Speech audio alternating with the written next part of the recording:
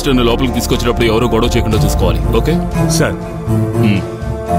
చూడండి సార్, నేను ఎండి వరుణ్ని కలవాలి. You stay here. Okay sir.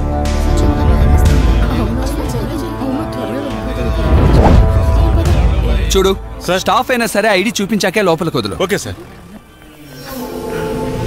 ఆ ఏరియా క్లియర్ చేయాలి సార్. అలాగా sir. Yes. Hey, what happened, Vani? Why the emergency alarm? Sir, Dr. Salim, what happened? Doctor, seems cardiac failure. Severe.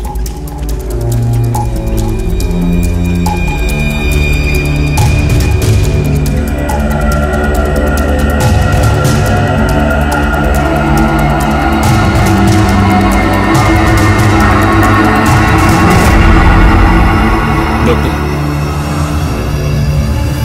Minister is no more.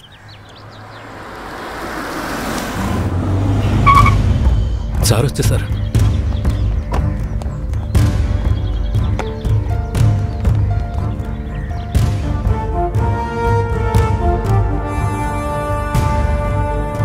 ఈయనొకడు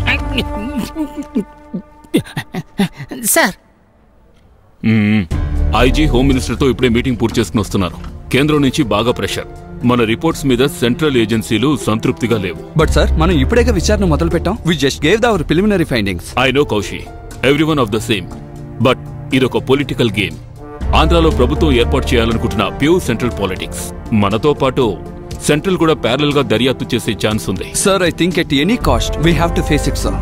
yes, ఎదుర్కోవాలి. Report ఎవరికి ఇవ్వాలన్నా నన్ను లేదా public ప్రాసిక్యూటర్ని అడిగే ఇవ్వాలి. ప్రత్యేకంగా మీడియాకి ఇచ్చే రిపోర్ట్. సెంట్రల్ ఏజెన్సీ నుంచి ఎవరైనా వచ్చి మనం చెప్పేది లేదా చెప్పింది ఏదైనా తప్పు అన్నారంటే అది పెద్ద ఫెయిల్యూర్ అవుతుంది మన ఆంధ్ర పోలీసులకి. ఈయనకి ఏమైంది? ఈయన లంచం తీసుకోడు. మనం ఏదైనా ఛానల్ కి రిపోర్ట్ ఇచ్చి డబ్బు గుంజుతామంటే ఒప్పుకోడు. Suguna. President sir. Yes sir. TV channels, news papers, ముఖ్యంగా సెంట్రల్ ఏజెన్సీ మనుషులు, వాళ్ళకి ఏదైనా లీక్ అయిందంటే మనకే హెడ్ఏక్. అదంతా నేను చూసుకుంటాను సార్. నీ నోట్లోంచి గాలి బయటకు వచ్చినా అంతే. తర్వాత ఇంటికెళ్ళి నీ మనవాళ్లతో ఆడుకోవాల్సి వస్తుంది. అర్థమైందా? అర్థమైంది సార్. ఏమర్థమైంది? అదే మనవాళ్ళతో ఇంట్లో ఆడుకుంటే. అర్థమైంది సార్. మీరు తన మీద లుక్ అయ్యండి. సార్,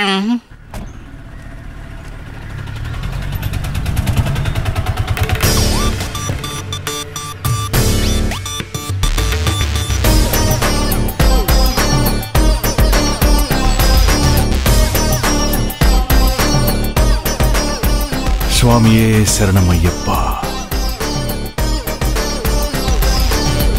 ఎంతైంది? 300 స్వామి. స్వామి శరణం. నేను వచ్చింది సన్నిధానం నుంచి కాదు, ఏపీఎస్ఆర్టీసీ బస్టాండ్ నుంచి. కానీ పెట్రోల్ ధర బాగా పెరిగిపోయింది కదండి.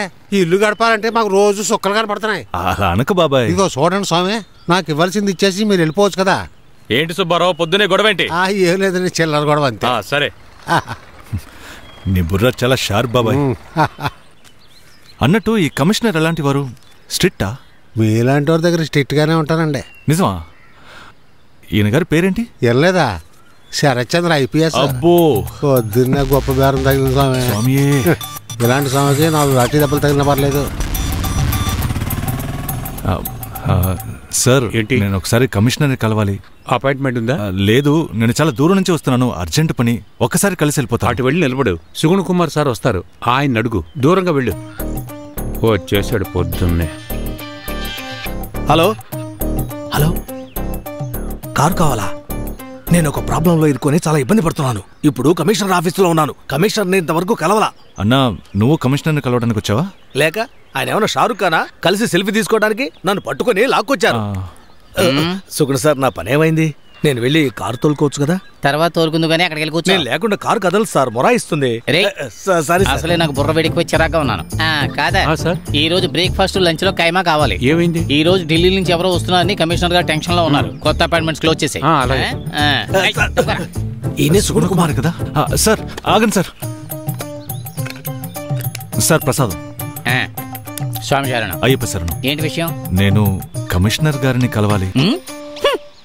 కుదరదు కానీ 4 రోజుల తర్వాత రా. సార్, మీరు అలా అనకండి, మీరు తలుచుకుంటే అవుతుంది. కమిషనర్ ని ఎందుకు కలవాలమ్మా? కొంచెం కాంప్లికేటెడ్ విషయం సార్. అలాగా అయితే 10 రోజుల తర్వాత సార్, ఎలాగైనా కలవాలి ప్లీజ్.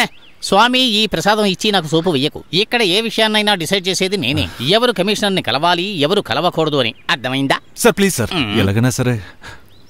స్వామి ఢిల్లీ నుంచి ఎవరో మెంటలోడు మినిస్టర్ కేసు దర్యాప్తు చేయడానికి వస్తున్నాడట. ఈ ఆఫీసులోంచి ఏ రహస్యం బయటకు వెళ్లకుండా చూసుకోవాల్సింది నేను. నువ్వేమో దీంతో నీ పని చేయించుకోవాలనుకుంటున్నావు. ఇదిగో సార్ మీరే ఉంచుకోండి. వద్దా?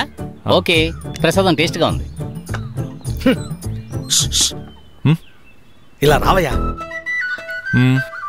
చూడు, ఇక్కడ ఉన్న వాళ్ళంతా కమిషనర్ ని కలవడానికి వచ్చారు. ఆయనే వీళ్ళందరినీ పిలిపించారు. ఇందులో నువ్వొకడివి సందులో సుందరలాగా దూరుతావా? ఇంతమంది ఉన్నారా? ఎందుకు? అదెందుకు అడుగుతావులే. నేను ఒక టాక్సీ డ్రైవర్ని, మధ్యలో బ్రోకర్ పని కూడా చేస్తుంటా. అది నన్ను ఇలా ఇరికిస్తుందని అనుకోలేదు. మన మంత్రి చనిపోయిన కేసులో డాక్టర్ అజయ్ ని అరెస్ట్ చేశారు కదా, ఆయనకి ఇల్లు తీసిచ్చింది నేనే. మీరు ఇల్లు ఇప్పిస్తారా? అందుకే పోలీసులు పట్టుకొచ్చారు. ఇలా రా. అదుగో అక్కడ కూర్చున్నాడే వాడు డాక్టర్ ఫోన్ కి రీఛార్జ్ చేసేవాడు.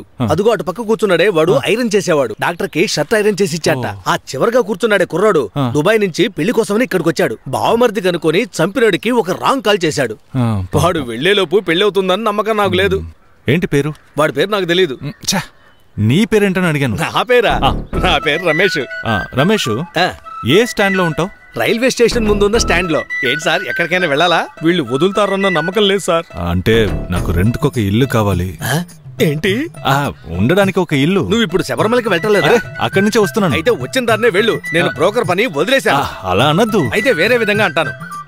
వెళ్ళవయ్యా వచ్చిన దాన్నే.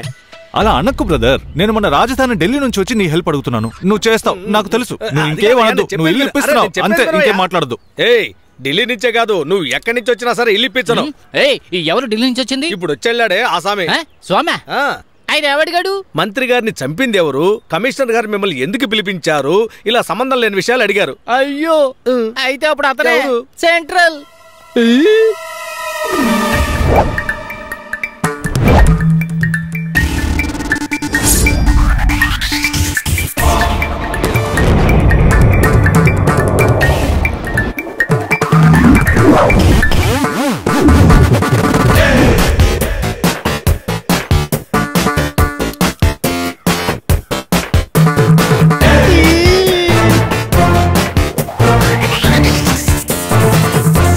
సుగుడు గారు, ఎవరండి ఆ స్వామి?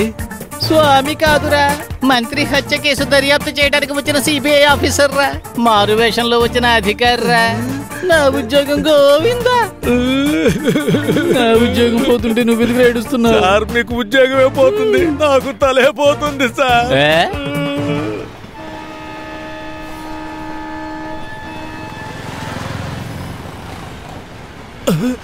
అయ్యో కేంద్రం, ఈ రోజు నా పని అయిపోయినట్టే. ఏంటి ప్రాబ్లం? ఇప్పుడు ఎవరు వచ్చి నా గురించి అడిగినా నేను స్టాండ్ లో ఉండటం లేదని గట్టిగా చెప్పాయి. నువ్వు ఎక్కువ నన్నే పట్టుకుంటావా? ఇక్కడ రమేష్ అని అతను ఇప్పుడు ఈ స్టాండ్ లో ఉండటం లేదు. అవునా? మరి ఇంకే స్టాండ్ లో ఉంటాడు? అది అవును రమేష్, నువ్వు ఇప్పుడు ఏ స్టాండ్ లో ఉంటున్నావు? అయ్యో, నీ గొంతులో గేరు రాడ్డు కుక్క, నీ ఎమ్మకడుపు మాడ, నేను చంపి గోతులో పాతేసి దాని మీద స్టాండ్ కట్టి అప్పుడు నడుపుతాను. ఆహా, రమేష్ ఇక్కడ దాక్కున్నావా? రారా మాట్లాడుకుందాం. సార్, మీకు దండం పెడతాను, దయచేసి నన్ను మాత్రం కొట్టకండి. నొప్పి పెడుతుంది సార్. కొట్టడమా? నేనా? నాకు తెలుసు, మీరు మంత్రి హత్య కేసు విచారించడానికి ఢిల్లీ నుంచి వచ్చిన అధికారి అని. ఎవరు చెప్పారు? అది నేనే తెలుసుకున్నాను. కమిషనర్ ఆఫీస్ లో సుంగుడు గారు చెప్పారు మీరు ఎంక్వైరీ కోసం వచ్చారని. మారువేషంలో వచ్చారు కదా. తెలివైన వాడివే, కరెక్ట్ గా కనిపెట్టేసావే. రా, నీతో కొన్ని విషయాలు మాట్లాడాలి. రా.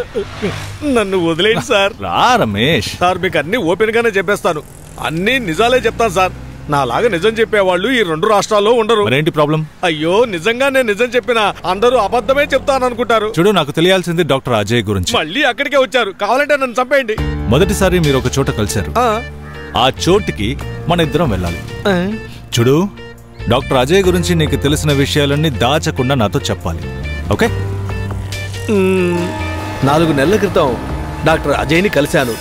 ఇదిగో ఇదే స్టేషన్లో. చూసుకొని సారీ.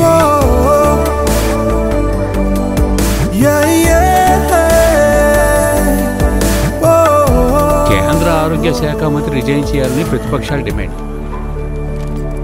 ఒక బంగారు బాతు దొరికింది రోయ్. హలో, టాక్సీ కావాలా? అన్నా, నేను బస్ స్టాండ్కి వెళ్ళాలి. షార్ట్ కట్ ఉంటే చెప్తారా?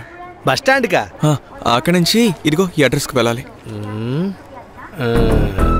ఎక్కడి నుంచి వస్తున్నావు? కోల్కతా నుంచి. నేను ఈ ఊరికి కొత్త. అలా చెప్పు, అందుకే నీకేమీ తెలియలేదు. దేని గురించి? ఈ రోజు బస్సు స్ట్రైక్, ఒక్క బస్సు కూడా తిరగదు. అయ్యో, ఇప్పుడు ఏం చేయాలి? టాక్సీలు కూడా దొరకవు. ఓ పని చెయ్యి, నాకు ఒక 1000 ఇవ్వు, నేను తీసుకెళ్తాను.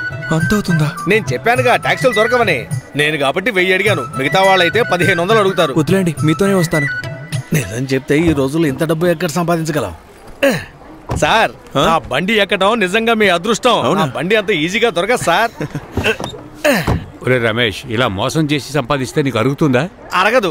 ఈనో తాగి అరిగించుకుంటాను. నువ్వు జరగరా? ఉపదేశాలు ఇస్తున్నాడు.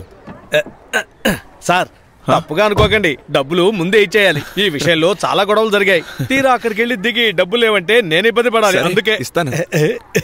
ఇప్పుడు కరెక్ట్ గా ఉంటుంది. వెళ్దామా సార్? జిల్ జిల్ జిల్ జిల్ జిగేలు రాణే. సార్, ఏమనుకోకండి, కారులో FM సెట్ లేదు, అందుకే నేను పాడి వినిపిస్తున్నాను. 7 ఏళ్ళు సంగీతం నేర్చుకున్నాను. అన్నా, సైడ్ లో ఒకసారి ఆపు. నా ఫ్లో ఆగిపోయింది.